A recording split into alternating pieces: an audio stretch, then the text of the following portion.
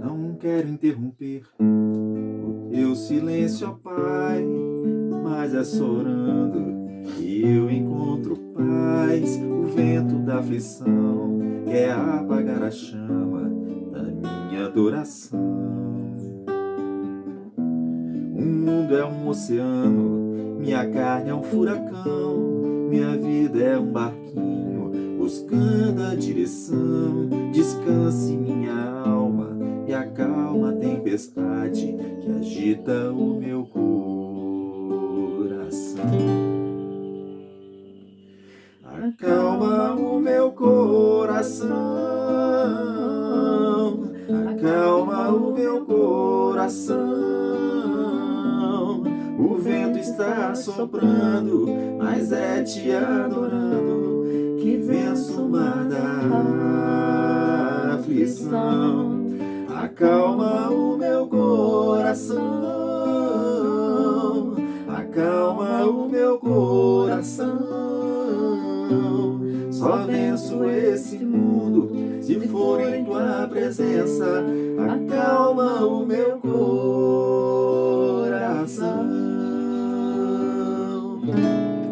O barulho do mar vem pra me confundir. Ó Pai, não deixe as ondas minha fé diminuir.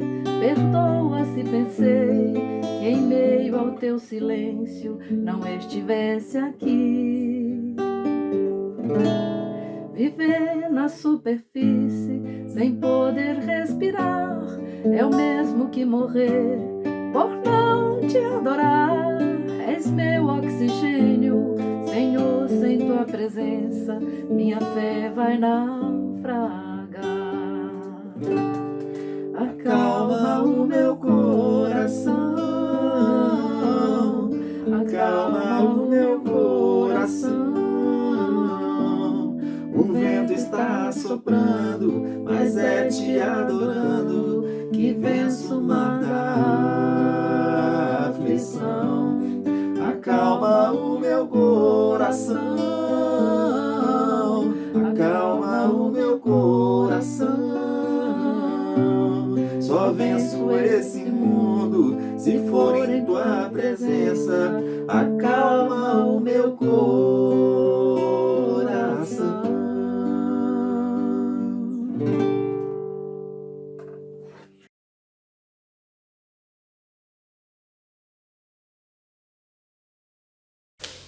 Paz do Senhor Jesus, Igreja de Cristo.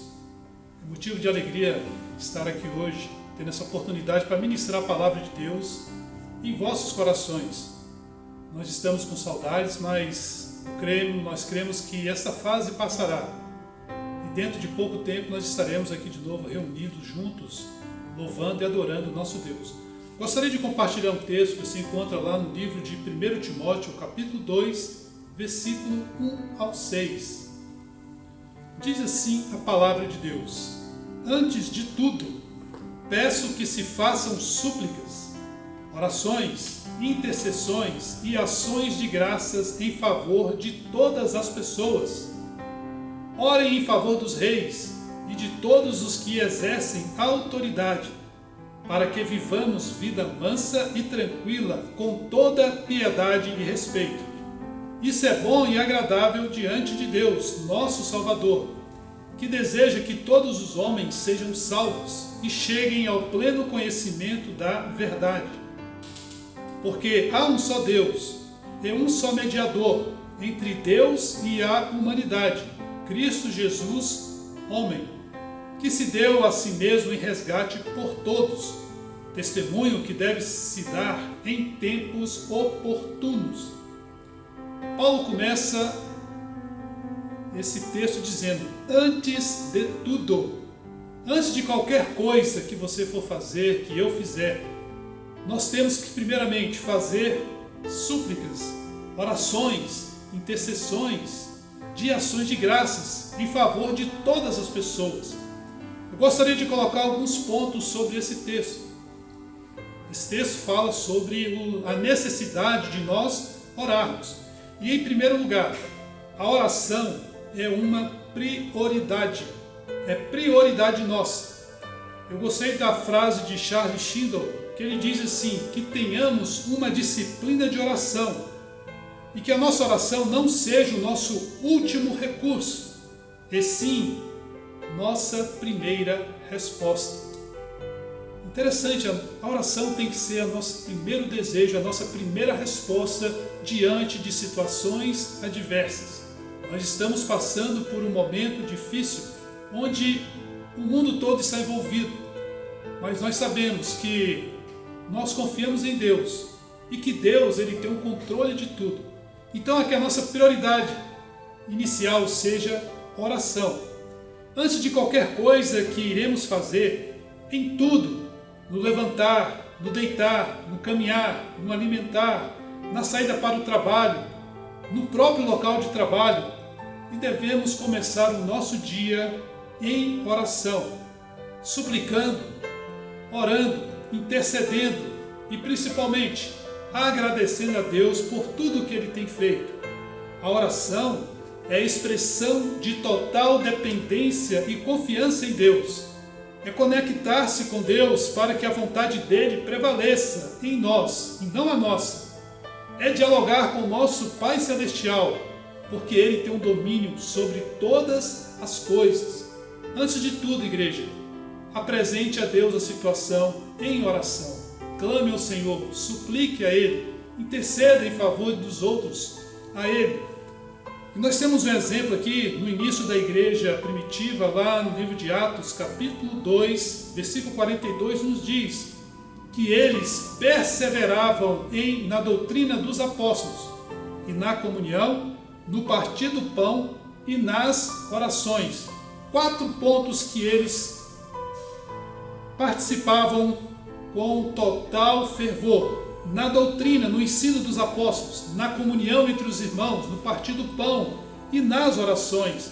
E Deus operava tremendamente naquela igreja. Havia conversões, havia salvação, havia cura, havia libertação naquelas vidas. E o segundo ponto que eu gostaria de falar, o primeiro ponto, a oração é prioridade. O segundo é por quem devemos orar. O texto vai falar, Paulo diz que nós devemos orar em favor de todos os homens, por todos, incluindo você. Versículo 2 diz, ore em favor dos reis e de todos os que exercem autoridade. Nós temos uma missão que é orar em favor dos nossos governantes, pelas autoridades, pois elas foram instituídas por Deus. Ah, pastor, mas eu não gosto de tal autoridade, mas é dever nosso orar em favor daquela autoridade. Que Deus derrame sabedoria, que Deus transforme aquelas vidas para que ela venha fazer um bom governo. Quando nós oramos, nós temos também uma consequência. A consequência é que temos uma vida tranquila e mansa, com toda piedade e respeito. Porque nós nos rendemos à vontade de Deus. Porque a vontade de Deus é boa, agradável e perfeita.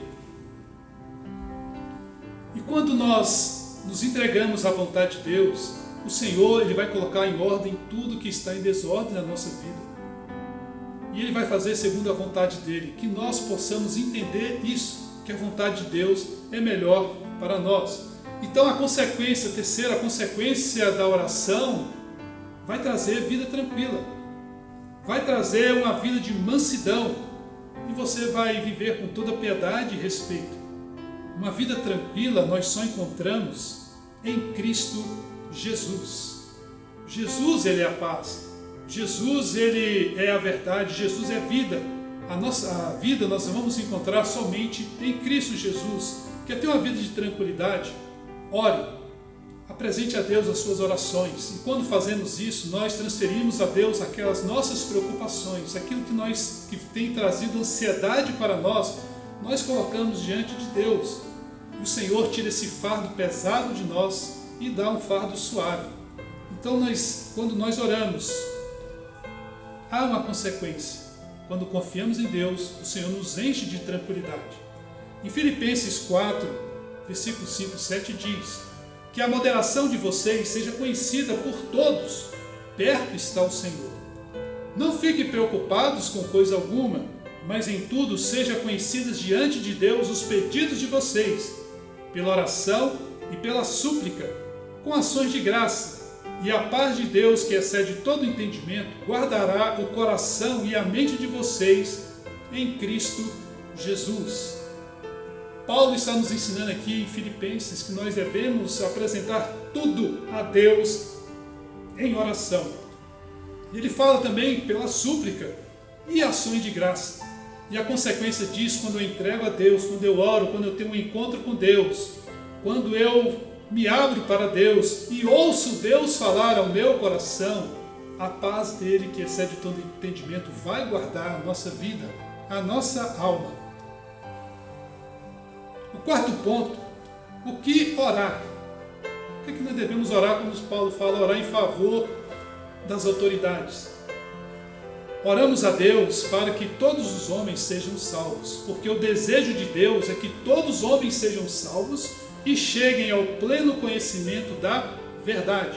E o pleno conhecimento da verdade é Jesus, o Filho de Deus. Ele é a expressão exata de Deus, como diz lá em Hebreus 1:3. O nosso desejo de Deus é para que os homens tenham esse reconhecimento, tenham um conhecimento pleno da verdade. E nós, como igreja, temos que apresentar a esse mundo que sofre, esse mundo que clama por socorro, que há um Salvador, que há Jesus que pode transformar vidas e transformar situações. Então o desejo que nós temos que orar, que Deus quer que os homens sejam salvos. Não quer dizer que todos serão salvos, mas o desejo de Deus é que todos sejam salvos e cheguem ao pleno conhecimento da verdade. E o pleno conhecimento da verdade é Jesus Cristo, o Filho de Deus, porque Ele é a expressão exata de Deus. Por isso nós temos que apresentar Jesus aos homens, para que os olhos deles sejam abertos e o coração aberto para receber Jesus Cristo, reconhecendo como Senhor e Salvador da vida. Agora, o poder de convencer é o Espírito Santo que vai convencer essas vidas. Então apresente as autoridades que foram instituídas por Deus, para que eles cheguem ao pleno conhecimento da verdade, que os olhos deles sejam abertos, que os corações sejam abertos e que eles sejam salvos. Porque quando tiver um salvo no ponto de destaque no meio político, o salvo vai fazer a vontade de Deus. E a vontade de Deus, como eu disse, é boa, perfeita e agradável. Nós devemos orar em favor dos homens, porque o desejo de Deus é que eles sejam salvos. O quinto, por que nós devemos orar? Porque a nossa confiança está no nosso Senhor e Salvador Jesus Cristo. Porque a palavra diz que o qual a si mesmo ele se deu em resgate de todos. Testemunho que deve prestar em tempos oportunos. A nossa confiança está no Senhor, porque foi Ele que pagou o resgate para mim e para você. Ele nos resgatou do império das trevas e nos transportou para o reino do Filho do seu amor. Deus nos resgatou. Então, a nossa confiança está depositada nele. E quando nós depositamos a confiança em Deus, nós vamos ter uma vida tranquila, uma vida de mansidão. Mas a circunstância, o que está acontecendo, mas diante da circunstância, no meio do caos, nós vamos sentir a paz de Deus em nossos corações, sabendo que Deus tem o controle de tudo. E o sexto, nós estamos vivendo este tempo oportuno hoje. Como no início falando, nós estamos passando por uma fase difícil. E é o momento oportuno de nós apresentarmos uma solução para esse mundo que sofre. E a resposta para que esse mundo que sofre, a Igreja de Jesus Cristo tem essa resposta. E a resposta é entregar o caminho ao Senhor, confiar nele, e o mais, tudo Ele fará. Como Jesus disse, vinde a mim os cansados e sobrecarregados, que eu vos aliviarei. Então nós devemos orar ao Senhor. Nós temos que clamar a Deus por salvação e por sua misericórdia, e que haja arrependimento de todos os homens, e que reconheçam que há um só Deus, um só mediador entre Deus e os homens, Cristo Jesus, homem. Continuemos a orar, igreja, em favor de todos. Ore em favor da sua família, ore em favor da sua igreja, ore em favor da nossa nação, ore em favor do mundo, ore em favor dos nossos missionários que estão espalhados na face da terra, anunciando e levando uma boa nova. A boa nova é que Jesus morreu por nós, ressuscitou e vivo está, e Ele pagou o preço do nosso resgate. Igreja de Cristo, confiemos no Senhor. Essa fase vai passar e vamos continuar orando, confiando em Deus, porque a resposta vem dEle. E Ele diz para cada um de nós: eu estou convosco até a consumação dos séculos. Cremos no Senhor e continuemos a acreditar. Em nome de Jesus eu agradeço e peço que Deus venha abençoar cada família, cada lar representado. Que o Senhor Deus derrame bênção sobre vocês e sobre a nossa nação. Muito obrigado, Deus os abençoe, em nome de Jesus.